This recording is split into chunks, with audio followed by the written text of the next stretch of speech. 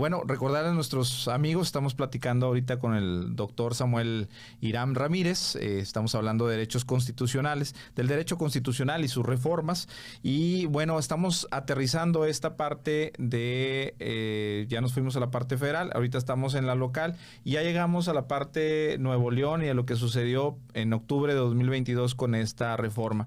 Fíjate, doctor, que a los jóvenes, cuando platico de temas constitucionales, les llama mucho la atención conocer cuáles son esos nuevos derechos que se incluyeron en la Constitución de Nuevo León, que ya están, por ejemplo, en constituciones como de la Ciudad de México, las que nombraste ahorita en el caso de Veracruz, pero yo quisiera que tomáramos algunos ejemplos de qué es lo que se incluyó aquí en Nuevo León en cuestión de nuevos derechos. Me voy a adelantar con uno, fíjate, que siempre les gusta mucho a los jóvenes, que es el derecho al olvido, el derecho humano, el tener derecho al olvido.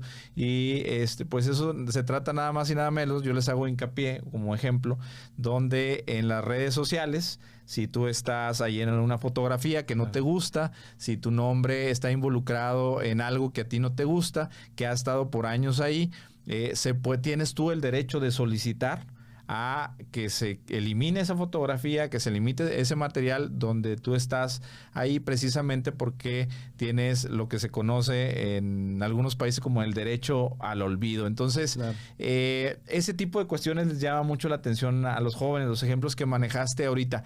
¿Cuáles pudiéramos identificar? Vamos a decir algunos 3, 4 ejemplos, sí, comentarlos de esos derechos humanos novedosos, vamos a decirlo así, claro, que ya están incluidos en la Constitución de Nuevo León. Claro. Mira, pues el catálogo de nuevos derechos, alrededor de 14 nuevos derechos humanos, sí, ya mencionabas alguno ahorita.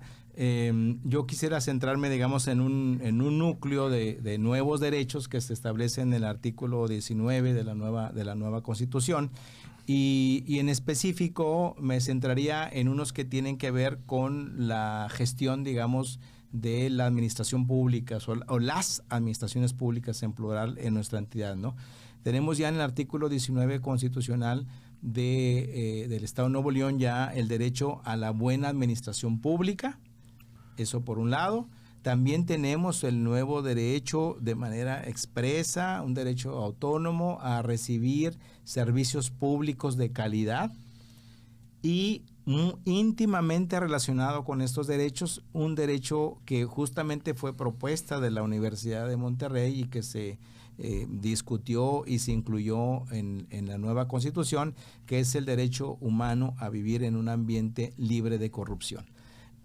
Digamos, haz de derechos están íntimamente interrelacionados porque, por un lado, yo, como digo también con todas mis alumnas en los grupos, en la perspectiva de la gestión administrativa, de los trámites del derecho administrativo, todas las personas de una forma o de otra tenemos un contacto con las administraciones públicas. Claro. Desde el momento en que nos movilizamos en nuestras ciudades y nuestros pueblos, tenemos contacto con lo que hace una administración pública municipal, por ejemplo, en las calles o en el alumbrado público. Sí. O al momento de abrir el grifo del agua para que recibir este servicio público y este derecho humano al agua, ¿no? Entonces, el tema de recibir servicios públicos de calidad como un derecho humano, el tema de una buena administración pública, es esencial para el desarrollo, la calidad del desarrollo humano de nuestra ciudadanía, de las personas que o nacen en esta entidad o deciden justamente vivir en esta entidad federativa. Como dice la Corte, sí, que competimos lealmente las entidades federativas por la mejor calidad de vida. Y bueno, creo que ese es un factor. Y ahorita entramos al derecho a la no corrupción. Totalmente. Ahí lo que iba a comentar yo es como dice el autor Felipe Tena Ramírez, dice, todos los días nos estamos tropezando con el tema del Estado, así lo dice. Nos tropezamos a diario con el tema del Estado. Claro. Y la reflexión es la que acabas de hacer. O sea, aunque no veamos digamos, esa mano del Estado, claro, invisible, pues que se representa a través de servicios, a través de derechos que se deben de garantizar. Claro. El hecho de que no lo veamos, ahí está. Yo le digo a nuestros estudiantes, ustedes se van a graduar ahorita, pertenecen a una universidad, a la que sea, y esa universidad tiene que tener un reconocimiento por una entidad pública, claro, que es la Secretaría de Educación Pública. Si no existiera ese reconocimiento, entonces su título no tendría valor. Totalmente. Es algo lo que se le da. Entonces todos los días te está tropezando. Vas caminando en las calles en la noche, lo que buscas es un alumbrado, buscas seguridad, buscas que haya un policía cerca. Eso es que el Estado y que se incluyan en la Constitución, y a través de eso te puedan garantizar ciertos derechos que tienes ahí. Entonces, pues digamos la reflexión es que los veamos o no, ahí está el tema constitucional. Exacto. Ahora, estos nuevos derechos que estás mencionando, me llama mucho el que tengamos derecho, el que debiéramos tener derecho a un ambiente libre de corrupción. Claro, eso quiere decir que como ciudadanos, pues tendremos que hacer a un lado todo eso que por años, ese flagelo que por años a nivel federal y local pues hemos vivido, o sea, autoridades corruptas, servicios que no se prestan cuando se deben de prestar. ¿Ya se reconoce un tipo de derecho como este? Sí, está en este artículo 19 de la Constitución de Nuevo León el derecho humano a vivir en un ambiente libre de corrupción.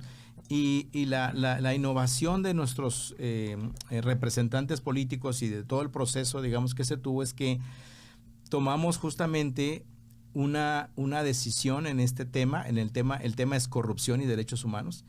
Una de las decisiones, digamos, que teóricamente y que en términos de organismos internacionales es la más avanzada. Me explico.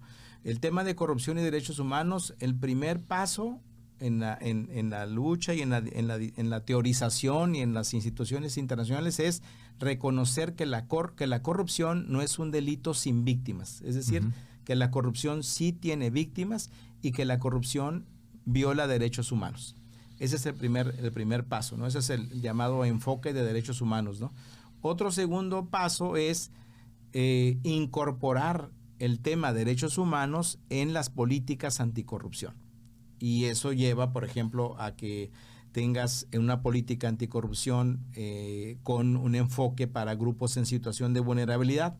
Por ejemplo, personas en situación de calle, personas en migrantes o en movilidad, o personas en situación de reclusión, ¿no?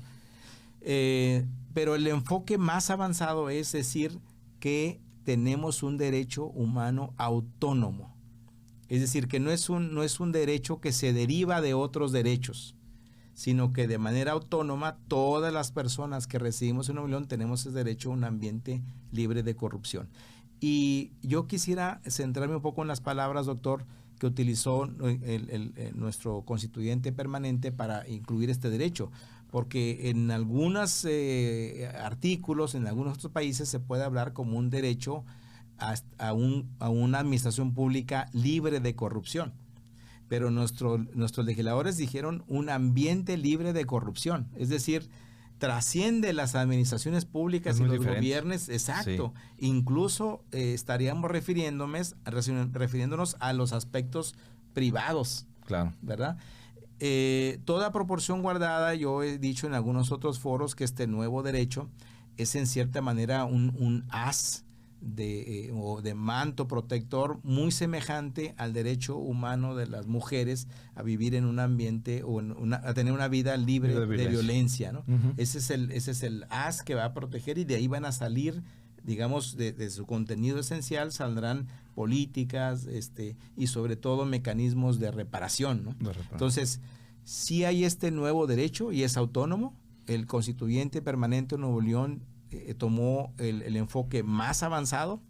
Déjame decirte que fuimos los primeros, después estuvo, digamos, por ejemplo, el estado de Durango y Baja California, lo incorporaron unos 4 o 6 meses después. Yo estoy seguro que fue un poco a semejanza de lo que habíamos hecho aquí en Nuevo León. Sí. Entonces ya tenemos 3 estados y seguramente, como las personas que siguen este podcast pues han visto, algunas de las campañas a la presidencia de la República están diciendo que se va a modificar la Constitución mexicana para incorporar este derecho humano a vivir en un ambiente libre de corrupción. Entonces sí es un avance interesante. Claro, como tú dices hace un segundito, falta trabajar en su contenido esencial, en sus elementos, en políticas basadas, pero mira, te voy a dar un ejemplo de las obligaciones estatales de los agentes de Nuevo León con este nuevo derecho.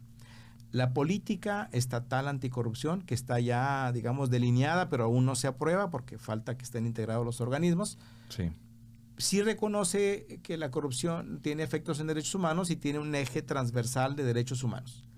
Pero ahora es un derecho humano autónomo, de manera tal que el derecho humano autónomo debe ser el centro, núcleo de toda la política anticorrupción. Sí. Y debe centrarse ahora, tomándolo, digamos, de una manera correcta, este nuevo derecho humano, en las víctimas de la corrupción y en particular en las víctimas de grupos en situación de vulnerabilidad, ¿no? Por ejemplo. Sí. Entonces, sí hay obligaciones estatales que se derivan ya de este nuevo derecho, pero sí nos falta, como tú sabes bien que eres abogado y este podcast es para abogadas y abogados, falta el tema justamente de los mecanismos de exigencia jurisdiccional.